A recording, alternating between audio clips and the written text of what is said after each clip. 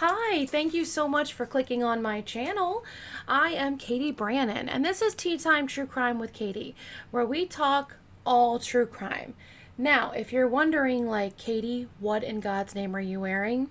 This has something to do with the story today, and it is quite a very impressive one, honestly. Now, I might can put 4 children, but probably not because we're still talking about true crime. So this is going to be a tame story. So grab yourself a snack, grab yourself some tea, and we're going to be talking about Gary Johnson, okay? Now, before we get into Gary Johnson, make the long story short, was a fake hitman for the police. Yes.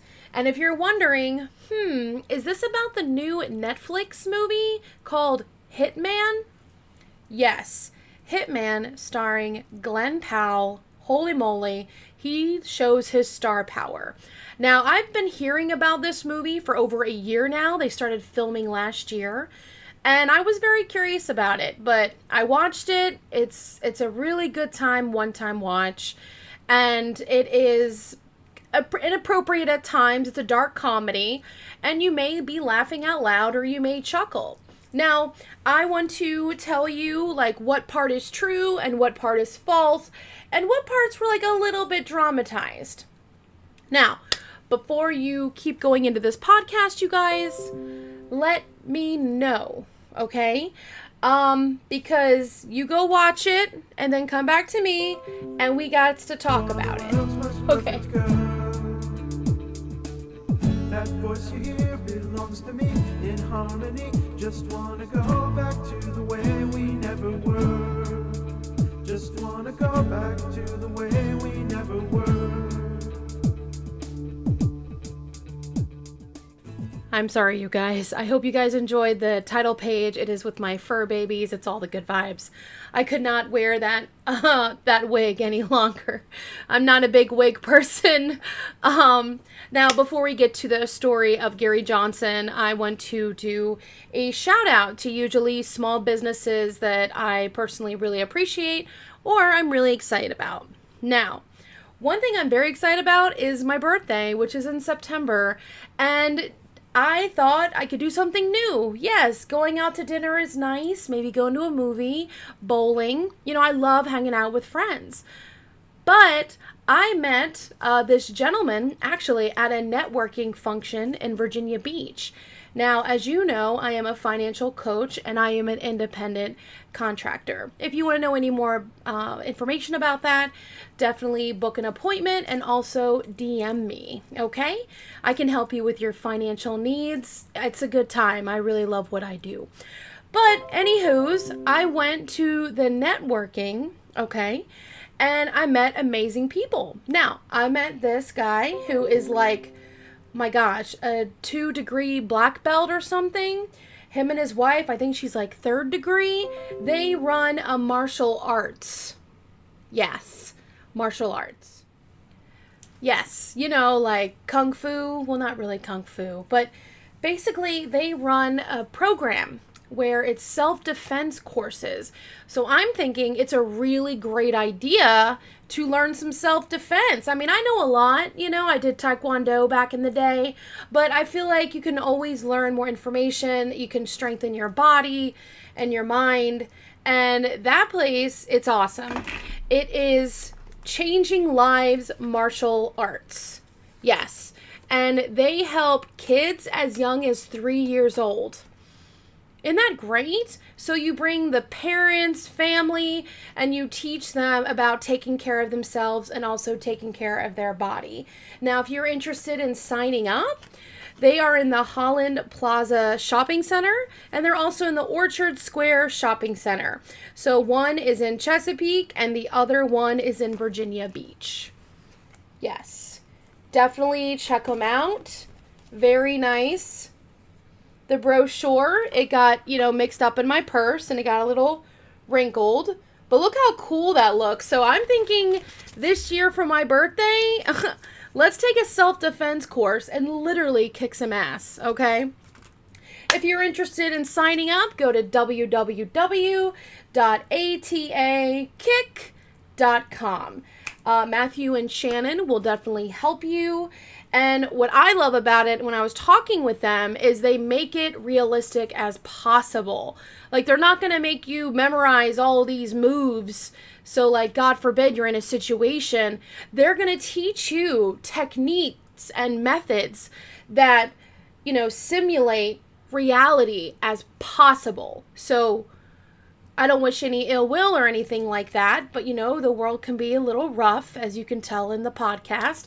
So it'd be really good to learn some pointers and to actually help out your friends and family. So definitely check them out. It's Changing Lives Martial Arts. It's going to be a killer birthday this year for me. Oh yeah. Thank you so much for being here, Matthew and Shannon, and I hope you guys enjoy the podcast. We are going to start talking about Gary Johnson. Now, as you're watching and listening to me right now, I'm definitely going to do spoilers because the movie is somewhat based on a true story. And I have been doing research. And I really wish I could find that article that actually made it happen. But things are very difficult to find. Now, the fake hitman, we're going to talk about that. Now, his name was Gary Johnson. Gary Johnson was born March 28th, 1947. And yeah, believe it or not, he's an Aries.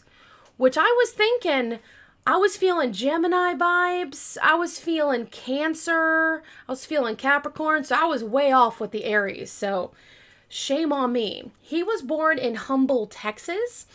And in the 1980s through the 1990s, according to Birmingham City University, okay, so as I was looking up Gary Johnson, you guys, I found out that there are actual different types of hitman.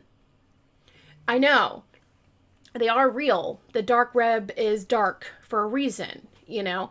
So, like I said, according to Birmingham City University, the 4 types of hitman are as follows.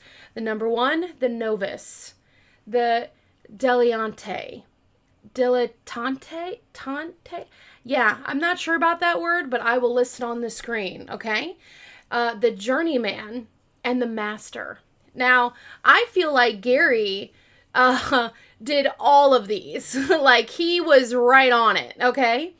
Okay, so the original story of the hitman actually came from an article. And the article was actually just, quote-unquote, Hitman, and it was written by Skip Hollandsworth. Now, Skip Hollandsworth was a journalist that actually stumbled upon Gary's story. Now, even though Gary was born in Humble, Texas, Gary was also raised in Louisiana.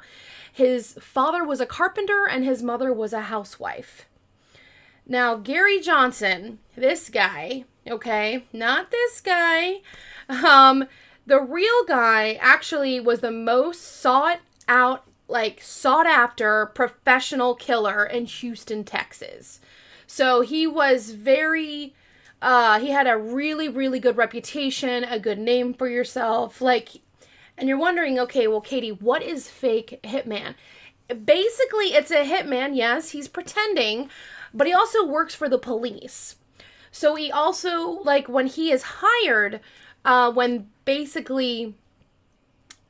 his services are needed, the police contact him.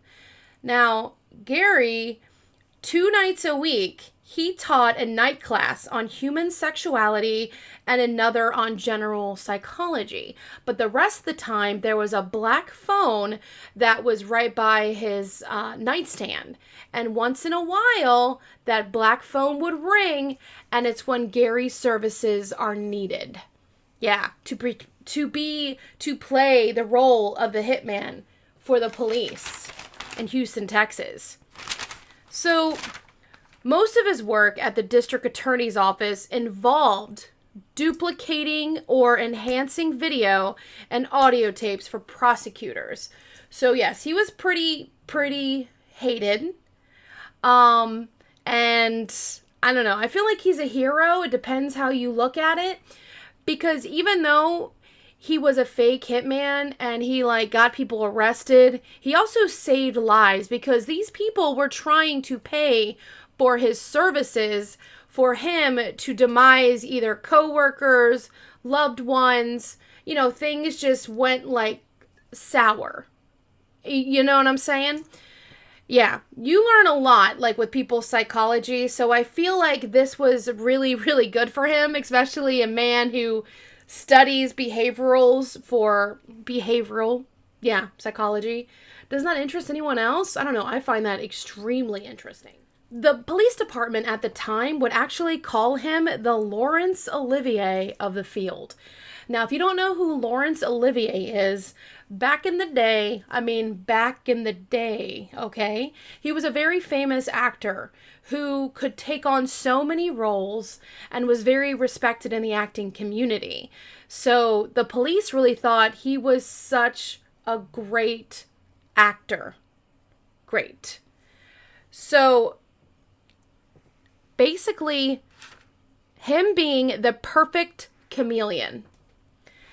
So let me tell you about Gary. Gary, like, the way you would imagine him is kind of like this dorky loner. Sadly, they said he had a forgettable face. So when you have a forgettable face, I feel like that's a blessing in a way, because you can seriously change how you like. You can change your hair, put glasses, wild makeup, a wild dress. And you can change your performance. Me, I couldn't do that because I feel like I have a very distinguishing voice. Like, if I lose a lot of weight, gain a lot of weight, change my hair, cut it, doesn't matter. People always recognize me because of my voice. Now, Gary, he could transform his voice. He could go into different kind of accents, different slangs. It's quite impressive. One thing that made him stand like above everybody else was his demeanor. He was the kind of guy that was literally chill, like chill to the core. He never seemed flustered, especially with these suspects, and he just always kept calm. Yeah, it's wild. Like, I guess he seemed nervous because when they first pushed him to do it, like, hey, maybe you should try this. The other police officer's out. You got this. This is in the bag. And then when he did a killer job, no pun intended, they're like, what? Was that Gary? Gary completely just transformed himself. Like, they didn't even recognize dorky, bird-loving Gary anymore. He was pretending to be a cold, hard killer. Like a contract killer. And I find that, like, fascinating. So, they say he managed to say all the right things. Like, all the time.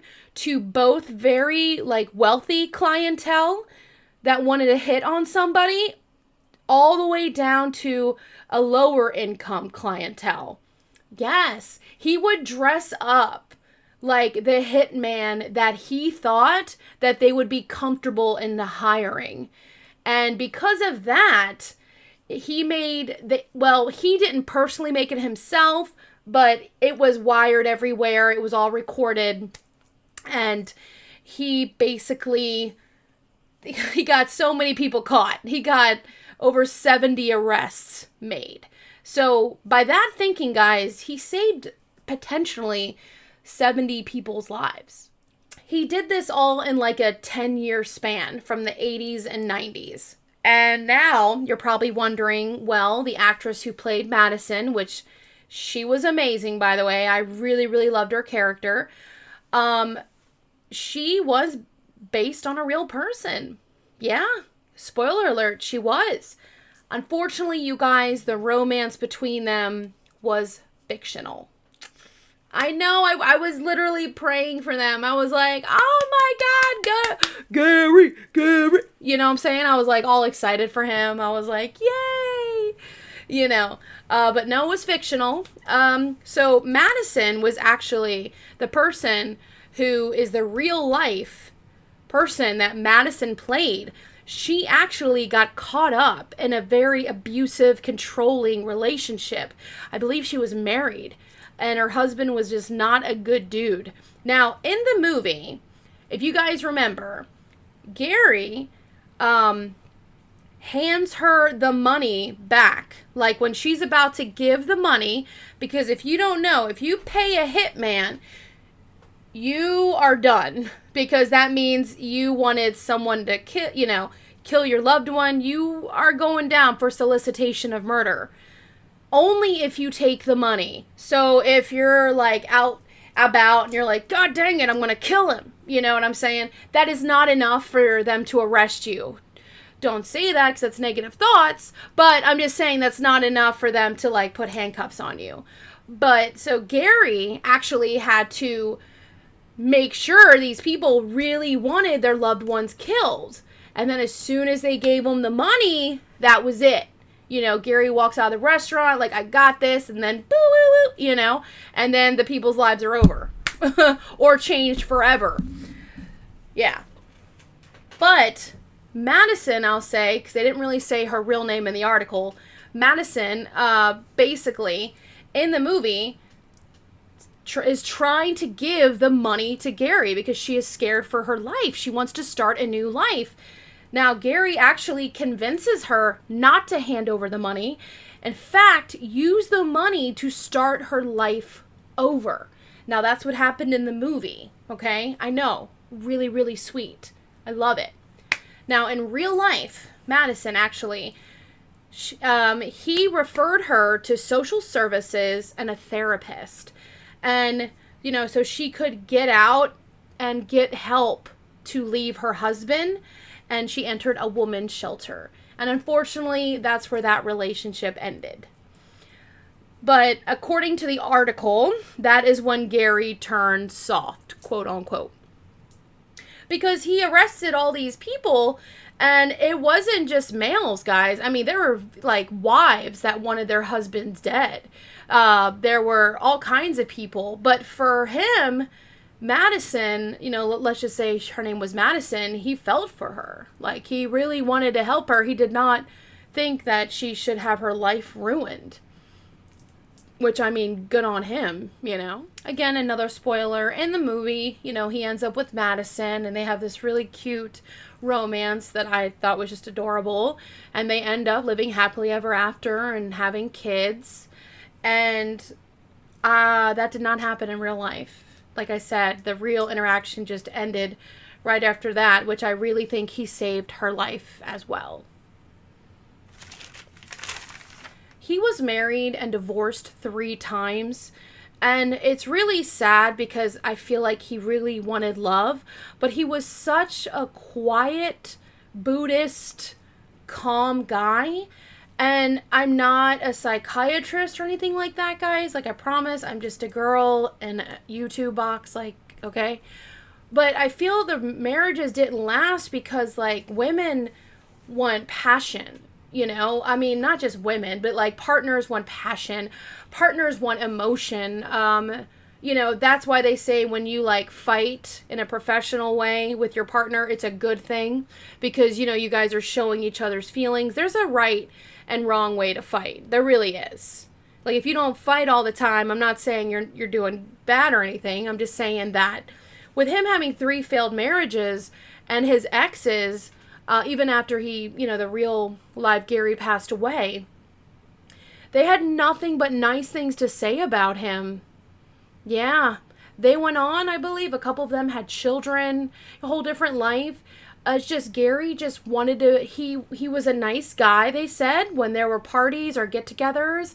He was very kind. He was very, very polite, but he liked to be alone. When he was at home, he just wanted to be alone. He wanted the quiet, very, very chill. So I'm guessing these women didn't think that he showed enough passion or, you know, attention, emotion, so they dipped.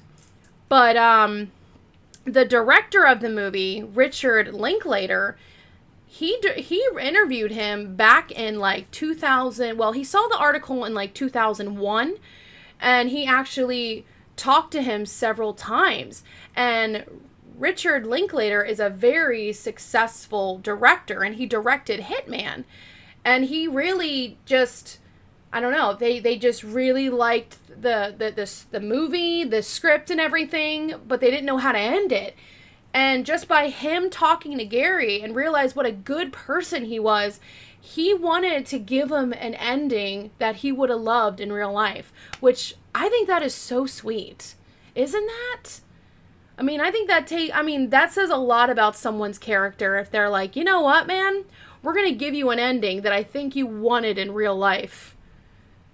Sadly, though, Gary Johnson passed away in 2022 during the filming. Yeah, during the filming of the film of Hitman. He had a pulmonary disorder, and they said he went quick. He was, I believe, 70-something years old, maybe 75 when he passed away. Now, Glenn Powell, who plays Gary Johnson, I know, Glenn Powell, wow, star, like I said, star quality. I mean, I feel like this should get an Oscar buzz, this movie, because he plays Gary Johnson, and he literally transforms himself into these characters, and I wouldn't say it's entrapment. I wouldn't. People did say that this is entrapment, but it's really not, because you really want someone killed, and he studied the psychology of these people. And this is back in the 80s and 90s before social media.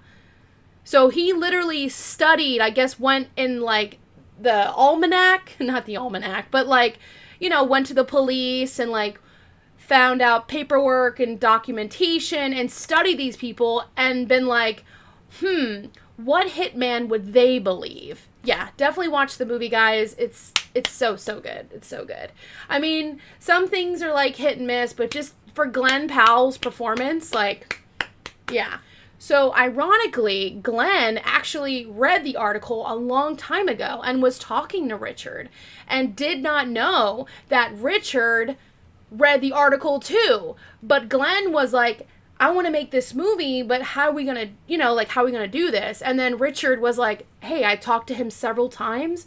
I feel like I got to know him. So let's write it like this. And I really did. I liked it. I don't want any more spoilers because, I'll spoil the romance and stuff, but the twists and turns, they're pretty good. Definitely star quality, very good writing. But Richard Linklater, he got to know the real Gary just for a little bit. And like I said, I think that's really awesome that Gary Johnson was a real guy. And to put Gary Johnson in like perspective for you guys. So not only Gary was really mild-mannered and ultra polite and chill, like the chillest dude possible. Example, Richard called him and was like, hey, we're going to make a movie about you. And he said there was like no excitement at all. Like Gary was like, that's cool. Like just very chill. And that's why at the end of the movie, he said Gary Johnson was like the chillest man imaginable. So I feel like even back then, for a male to like take control of his emotions, or maybe not, and he maybe did it by being these characters. Maybe that was his outlet. Who knows? He was just total Zen dude. He was just Zen. He was like a Buddhist. He had 2 cats. And the name, one was ID, and the other's name was Ego. So cute. And I liked how the movie talked about that. He also had a pond of goldfish. So yeah, this guy was like so chill. And, this movie is so much his point of view. And not only of her, but just the kind of world, everything.